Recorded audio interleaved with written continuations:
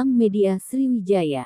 Pemegang jabatan Bupati Musi Banyuasin Muba Haji Apriyadi didampingi pelaksana tugas Kepala Bapeda Kabupaten Muba Sunario SSTP, MM dan para kabid Dinas Kominfo Muba, menerima jajaran Badan Pusat Statistik BPS Kabupaten Muba, bertempat di Jius House Gria Bumi Serasan Sekate, Jumat tanggal 24 Juni tahun 2022.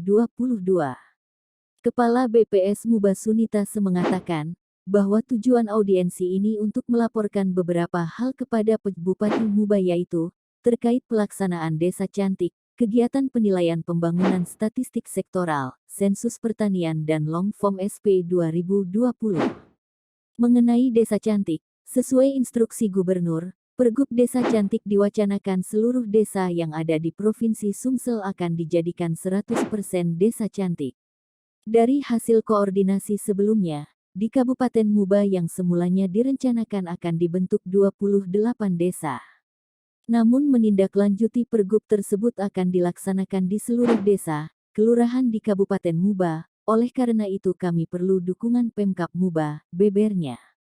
Sunita juga menjelaskan bahwa salah satu bentuk dukungan BPS Muba, dalam waktu dekat akan dilaksanakan pelatihan petugas. Wartawan Media Sriwijaya melaporkan.